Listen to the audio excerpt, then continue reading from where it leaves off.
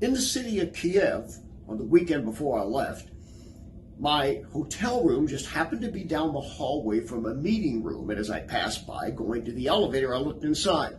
There were about a half dozen people, prone on tables, individuals gathered around them with an instructor telling them what to do. They were practicing energy healing, pulling the bad energy out of people's bodies. It's witchcraft, and it's one of several modalities by which this kind of witchcraft is practiced. The idea that there's some kind of primordial energy that flows around and in and out of all living things, including humans, has been around for millennia, since the beginning of civilization. In the Orient and Asia, it's known as chi or ki. In other parts of the world, it has different names. For example, it's known in Hinduism as prana. Among the Mesoamericans, like the Mayans, it was known as Tralel. It's also, with the Hindus, known as the Kundalini power. It's taken on a sort of high-tech approach in the Western world. I had an encounter client, highly demonized, not long ago. He had a Christian doctor recommend to him an energy machine. He spent $30,000 on this thing, and he was told to put his hands on it several times a day to receive healing. There's also a device out there known as Zyto. It is a handheld device that supposedly registers a galvanic skin response, and then that information is sent to some software that tells you what's wrong with you and what to do about it. There's great danger in this demonic energy healing. Whether it's divination, it's often used to tell the future or to know the unknown, or whether it is to correct what's wrong with the body. Now, the idea of energy, of course, has nothing to do in this case with science. For example, radio waves or electricity.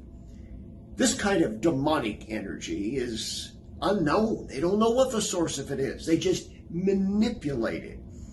Usually it comes from pantheism, the idea that God is creation and creation is God. The premise is that you all absorb this energy and it has to be properly distributed in the body. Hence these various techniques to distribute the energy or redistribute it. Yoga, mindful meditation, shamanistic healing, polarity therapy, Reiki, therapeutic massage, Qigong, Tai Chi, as I said a moment ago. There are all kinds of practices out there that seek to move this energy around the body, like those people that I saw in a hotel room in Kiev, Ukraine. But here's the idea behind all of it. There's a real material body and an unreal spiritual or subtle body. And they're working with that unreal subtle body. That's where the energies are.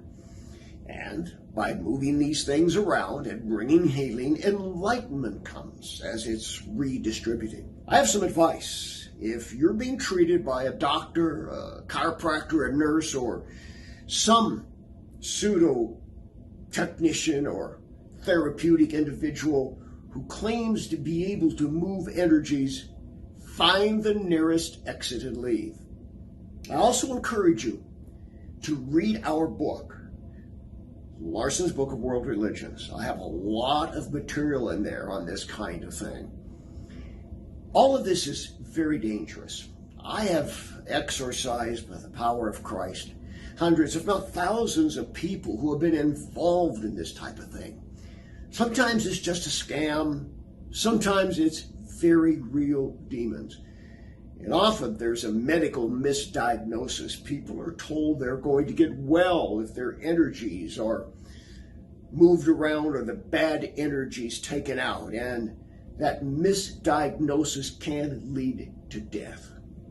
But this idea of aligning yourself with some unknown energy force in the universe can lead to demonic bondage and possession.